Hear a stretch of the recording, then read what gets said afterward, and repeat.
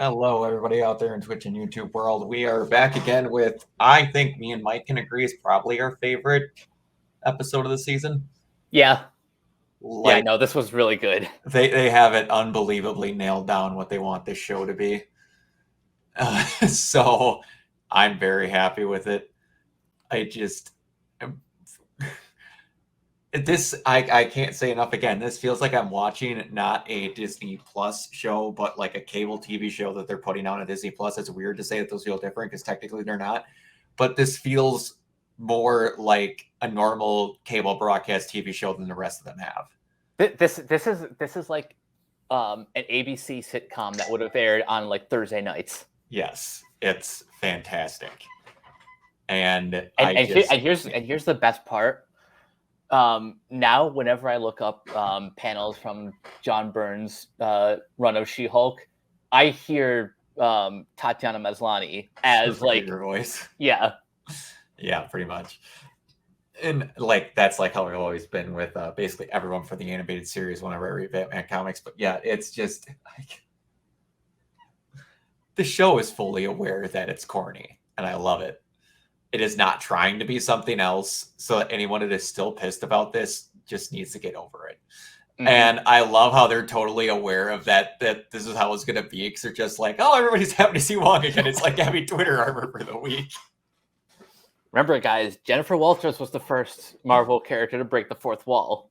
Yes, she's so good. It happens more often during the episodes now, but it's just to a point of where it's almost just like a in back. It doesn't treat it as a moment. It just goes. Yeah, it's probably we're skipping around because there's just so much to love about this episode, but just to talk about Jen's fourth wall breaks, probably the most seamless example is when she's fighting off all the demons in the Mystic Castle. Yes. I think my favorite one might have been the might have been everything is anything worse than dating in your 30s. That resonated in my soul. I just hit 31 and I cannot tell all of you how much more that it is a demonic wasteland of trying to find anyone.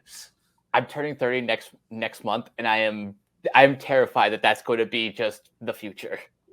Best of luck, my guy, because nothing gets better. People are just wastes of your time. 90% of it, and you find a good one, and guess what? They're married. And you misread the situation 100%. But anyway, so it starts out with Donnie Blaze and his totally. Everyone's like, that's too corny. That's not how magic shows are. They Sorry. No, they are. They very much are. You just are seeing it in a TV show, so you think it's that bad. No, it's really that bad.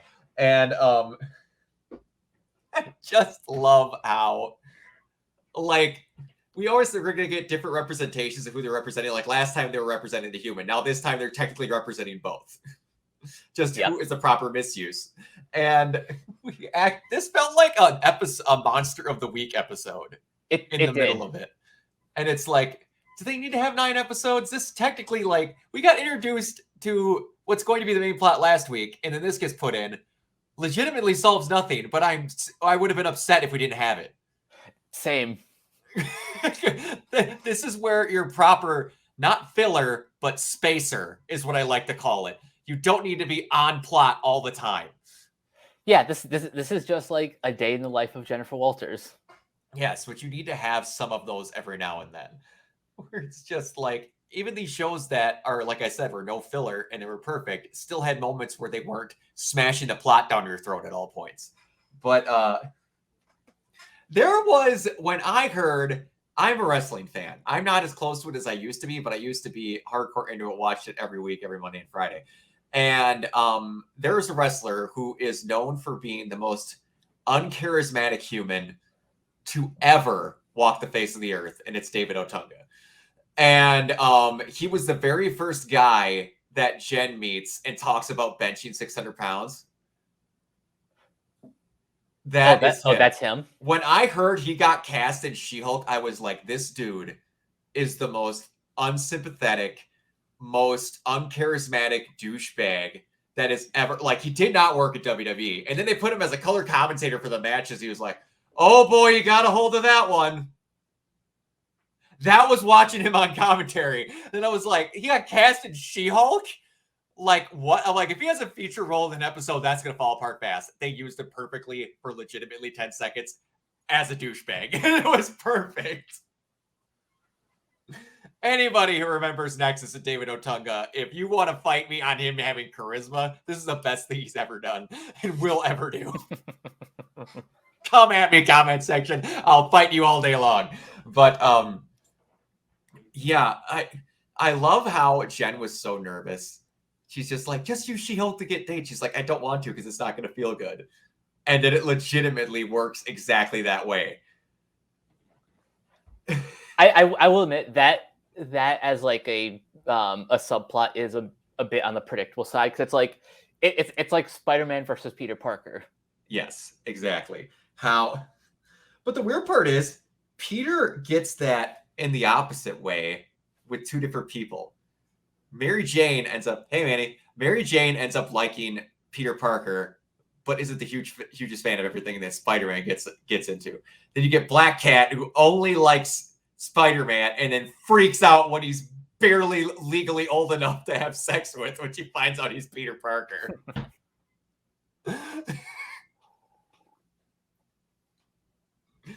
You get both. So, like, I'm wondering if she's going to keep trying dating and then some character that likes her for both is something actually from Marvel Comics. I don't know, outside of hookups, any romantic things that Jen has. Keep talking. I'm gonna see if I can find. Okay, because like she's hooked up with, I know for sure, Juggernaut. I know there's a comic. I want to say there's a comic where she hooks up with Deadpool. I want to say it's either Gladiator or Hercules. Finally, an episode I liked. Okay, I found a love interest. When she was in the Fantastic Four, she had a thing with Wyatt Wingfoot. Is it an Indian? While having no superpowers, he spent much time in the company of the Fantastic Four due to his friendship with Human Torch and his relationship with occasional Fantastic Four member She-Hulk. Huh. Wingfoot is an excellent athlete, marksman, hand-to-hand fighter, tracker, and animal trainer, and has been of timely help in numerous potentially devastating situations. Gotcha. Huh. Wingfoot's a very weird, not Native American last name. But okay, cool. I did not know that. Okay. But yeah, if they do introduce Wyatt somehow, guy I've never heard of, Leapfrog's gonna be in here somewhere. I still can't get over that. No, sorry. Frogman, son of Leapfrog. Don't get it twisted. There's lore. Manny actually liked an episode of She-Hulk. The writers, have you not watched The Sopranos, Manny? Is that part of the reason with the middle finger emoji? I do love that he finally got pissed off enough against Donnie to do something because he got someone to spoil The Sopranos for. It's so real. They're taking real life situations and putting it in the MCU. It's something very minor. Oh, you're on season 3. I know nothing about The Sopranos outside of how it ends, and not a lot of people were satisfied. But yeah, I haven't actually seen Sopranos either, but still, I feel bad for people who are watching the show now and are like very sensitive to spoilers. Yeah, because but I'm also happy that they made that like a legitimate plot point. Yes, and because it's like everything's on a streaming service now. People that are like just stumbling across it are like, oh, this is the thing that everyone's mentioned it is. I'm finally gonna watch it and binge the whole thing, and then you just don't get to that point, and you just get spoiled off of it. Like I literally got all of Death Note spoiled for me before I watched it, and Akame, and I'm just like, they were on the list, my guys. Why? And But yeah, I did, and they put in the basically this whole episode was based around Donnie a little bit, but Jen's dating life. But they very much used it as a way to show that Jen can never have a normal life again, despite how much she wants it. Because even in it was like you had the dumbass who was a weightlifter, makes sense. You had the guy that literally looked at her as a physical specimen, like examining her for what she could all do, was borderline doing a case study while they were dating, which Jen was kind of into a little bit because she wouldn't mind testing vibranium on her. Take that however you want to, you sick-minded freaks. And then you had the one where the guy was just totally ignoring her after he found out that she just lives a normal life and that she was terrified that he was going to pull something on her because he thought that maybe this was a setup for the guys that were attacking her. So she ran into 3 different situations of how her life is just not normal anymore. And then when she finally thought her life was normal again, it wasn't. So they actually made it a good plot out of just her getting into a dating app, which you wouldn't be able to do with a lot of other characters. Like the only other one you literally could do that with is The Thing. Oh yeah. And like, correct me if I'm wrong, doesn't The Thing end up having like an honest to God relationship with a blind woman? I can't say with any authority, but that sounds about right. I want to say that he actually ended up having a relationship with a blind girl that he was very, very happy with him, if I'm not mistaken. I could be mistaken that for another character, but I thought that was a real thing. Again, comics have been going for a long time, and when you're on the internet, you go down YouTube rabbit holes, you get top 10s of just random stuff that just in one ear and out the other, and some things retain. But I feel like they, give or take, that the show written up beforehand. I really feel like the show was in its big time stride. And in normal circumstances, we'd have 2 episodes left. Yep, I'm glad that this is like more or less the halfway point. It is, and this is making me happy for. I'm okay with you extending them up to like 9 or 10. Because again, I like shorter things. I don't need 24 episoders. I am very happy that of all of them, Daredevil is going to get an 18 episode one. Not everyone needs that, but I'm happy that it's for Daredevil because New York's big. And there's a lot of MCU that lives in New York. 90% of the MCU lives in New York. I've said this before. You could hijack a car and run into anyone from Spider-Man to Ghost Rider. Speaking of Daredevil, since I know he's coming into She-Hulk, I have 2 questions. One, do you think Matt is visiting LA, or do you think Wong kind of teleported Jen to New York? Okay, so here's my thing. Part of me wants Matt to just show up representing someone. Like as the lawyer of someone he knew, and then he's in LA, but he's just took this case representing someone because he's investigating something else. Basically, that's very Daredevil. Yeah, basically how they did it in the Spider-Man, the animated series, where he jumps over because I want to say it was a case against Peter Parker, but he was there to help Spider-Man. And at the end, he just knew they were both the same person. But that's how I want it to go.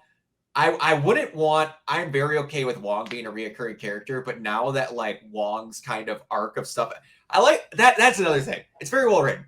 Wong just happened to be a part of Emil's case, and then it ended up getting a case for Wong. Now I'd like it to split off, and now Wong's done, and she just has to deal with Titania because Wong should have nothing to do with Titania. They're very good at piecing their cases together. This is something she hadn't fully dealt with, but now it's a freaking copyright claim. Like, I in any other show, I'd be like, really? You're going to have an episode about a copyright claim about the name She-Hulk? I'm actually happy to see this. I didn't know how you could be excited for that, but the way the show's formatted, it makes sense. I bet all of YouTubers are going to be like ecstatic about this because this is something they deal with almost every day. You have no idea. Our YouTube review show, which I think it's okay because it's for a wrestling show. Again, I watch wrestling. The pre-pay-per-view thing where they have some matches you can watch for free for AEW used to be called the buy-in. They literally just changed it to 0 hour. Oh. Again, totally different because it's a movie review thing, and there's bunches of channels that have the same thing called something when it's for something else. But I was just like, my guy, everything you have is centered around gambling, and you change the word buy-in. What are you even doing? But yeah, it'll be something very interesting because I'm waiting to see the inane copyright stuff that comes out of it, because like you said, everyone deals with it everywhere. I want them to be fully stupid and go hard into how dumb copyright is. Oh, please. Because like the other day, I was streaming The Last of Us. No copyrights came across on Twitch. Now I upload them on my backlog because there's some people that are nice enough to want to watch my stuff, but they don't see it on Twitch, which blows my mind. And then it got copyrighted twice on there. One, which I expected to be copyrighted on Twitch, and it didn't. There is a song, I can't remember what it was, but it played during the DLC bit of the last part of it, where it was playing in the background, which I fully expect to get copyright, which on YouTube it did. But then there was this copyright for 2 seconds that was just JD Mayer. 2 seconds. It's on all 3 of the last part of that string of streams. And I went to the exact clip because YouTube will tell you the exact point where it gets copyrighted. And there's nothing different. There's no sound clip. There's no nothing. It's me running in place. No one claimed it. It was auto-claimed. Makes no sense. And in the other video, it's me cracking someone over the head with a pipe. Totally different situations. Same exact copyright claim for legitimately 2 seconds. There is no voice actors in it. I looked up all the voice actors. There's nothing in The Last of Us that would even reclaim the JD Mayer. And it won't even tell me what it is. It's just copyrighted as JD Mayer. That's ridiculous. Yeah, it's stupid. Unbelievably stupid what copyrights are. Do not envy Let's Players whatsoever.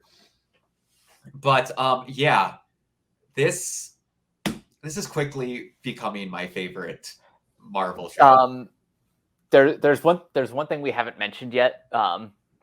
We haven't really gotten into the character of Madison. Oh, Madison is great. Madison, and you know why, but not I think it is.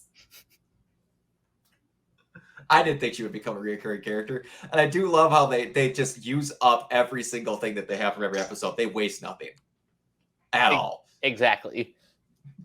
Every joke gets paid off. Every character gets some sort of comeuppance. The only thing I didn't like about this episode is I didn't get to see Pug. I'm literally missing side characters in this because they're all well written. Pug is the best, and I miss him. Same. I saw someone do that Mr. Fantastic thing the other day where it's the light and then the blacked out filter where it was like Pug enters and he's like, everyone who's seen Arrow.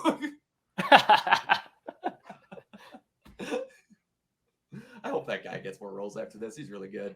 He's really good. He is great. He went from being just the darkest psychopath on the planet to just being the most lighthearted dork ever. And he's good at playing both.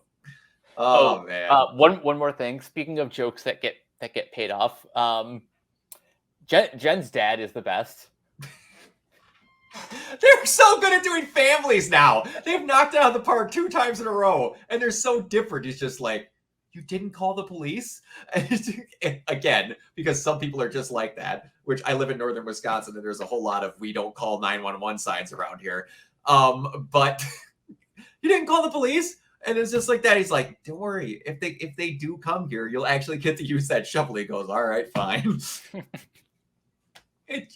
Still worried for his daughter, even though she can literally bench press a mountain. The absolute perfect dad. He's just like, I get it, but I'm still going to worry about it. She's like, Dad, I'm literally Hulk. I don't care. I have a feeling that would be me as a dad. Probably. I've said it many times on this channel. I want to have a daughter at some point. I would 1,000% be that dad. She could beat the shit out of me and I'd still be worried about her. Be like, if they mess with you, they're messing with me. Dad, are we for real right now? But yeah, if they keep upgrading this much in quality, I feel like, again, they know much more what they want these shows to be as they go along. I'm kind of aroused at how well they're going to nail Daredevil, because you can't tell me Kevin Feige's like, I want Daredevil back. I want him back so badly. One more question to wrap this up, because this is the last episode that critics got to see early. Ooh. So from this point on, we will all be on the same page. So now the question is, when we see Daredevil, is he alone, or does he have everyone else? Does he have the Defenders? Man, I would love for him to show up with everyone else but Iron Fist. Or at the very least, just Karen and Foggy. Or Karen and Foggy. I'd be okay with that. Just like have the whole. I want also, man, you better bring back Rosario Dawson as Claire Temple. She wants to come back. I know, that's why I'm saying she wants to. That means it hasn't been confirmed she's coming back. So, Marvel, you don't say no to Rosario Dawson. She's literally Ahsoka for you at this point. You know how good she is. But I'd like to have all of them back, and then I'd like for him to have a phone call with Jessica. Yeah. Just same. be like, can you look into something for me? I need details on something. Yeah, they have the opportunity to just be like, we have every toy that we want except for literally Spider-Man at this point, and we're okay with keeping that at arm's length for right now. Just play with all of your toys. Don't be afraid to. I understand that supposedly there's some rumor that Disney Plus does not make any money. How are your rights fees so screwed up that you don't make any? Again, total rumor. You make Endgame every month. How could your rights fees be that bad to where of your own product that you don't make money? I highly don't believe that, but it's like, just bring it all in. Just get it all in there. And any chance to see the Defenders again, I will gladly take it. Exactly. And you could just swap out someone. There's the big rumors that Spider-Man and Daredevil are just going to front the street level stuff for the MCU. Which I'm cool with. I'm okay with that. Spider-Man being on street level, I'm okay with. I want Spider-Man to be approached by someone, them be an actual threat. And then I've heard that this is a Marvel Comics panel actual done where a mugger attacks him. He's like, I fought Thanos for a little bit, guy. What are you going to do? Get some street level stuff. I want to see Tombstone in a Marvel TV show. Tombstone would look so dumb. Tombstone, Kingpin, and Hammerhead need to be they all need to be the big three of the street level side of things. And you could get some real dumb stuff in there. Get the actual crime families. Get Wraith. I can't remember her name. Yuri. Oh man, it's the big joke because Yuri Lowenthal voices Spider-Man in the Spider-Man PS4, and then his cop friend is named Yuri. Oh, Yuri Watanabe. Yuri Watanabe. Get her together, and then at some point you could have her be Wraith. There is a Spider-Man property, MC or Sony, that actually has some weight to it. Not random Mexican man. I'm sure he's a very much appreciated in a Latino community, but I literally had no idea he existed. And you're doing it before Miles Morales. Don't tell me you want Spanish representation and then skip over Miles. He's got guys. Both. Unbelievable. But yeah, we're getting way off track. I was very happy. This show is kicking all of the ass, and I'm very happy for it. It is certainly trending upward. Yes, it is. I'm very happy with where it is, and I just want more of it. All right, Mike, where can everybody find you? You guys can find me on Twitter at CaptainK42. You can check out my quick thoughts on letterboxd.com/CoachK42. And you can follow Renegade Pop Culture on Facebook and Twitter at Ren Pop Culture. You can also find us on YouTube, on Podchaser, on Bananometer. Listen to all of our podcasts on Anchor, Spotify, Apple Podcasts, etc. And Pandora, apparently. And Pandora. And last but not least, everything can be found at renegadepopculture.com. Need an escape? So do we. Yes, and this will be going up tonight.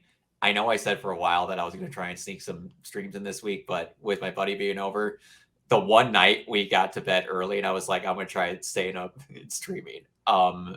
My streaming setup just did not all like what I was trying to stream with what the hertz were. There's a big disconnect between mine and that, but PlayStation just put out a patch for it, so should be all good to go. Despite the fact if it doesn't, I figured out the workaround. I will be streaming next week, doing the whole thing through and then starting The Last of Us 2. So I will for sure start next week because I'll be back to a regular schedule. But yeah, you can find me everywhere at Organoid Zero, including this. We've got the second episode of the podcast is up. We had just all sorts of crap going on with that. And yeah, we're keep going through Akame. There's not really any movies coming up, although I did see Bullet Train. That was very good. All the thumbs up on that. At some point, I need to see what the more fun version of No Way Home was, because I saw only one line where Andrew Garfield Peter Parker asked Tobey Maguire Peter Parker, he's like, man, I want to see the holes. Don't take that out of context. Oh boy, yeah. But we will see you guys all later. Bye. Peace.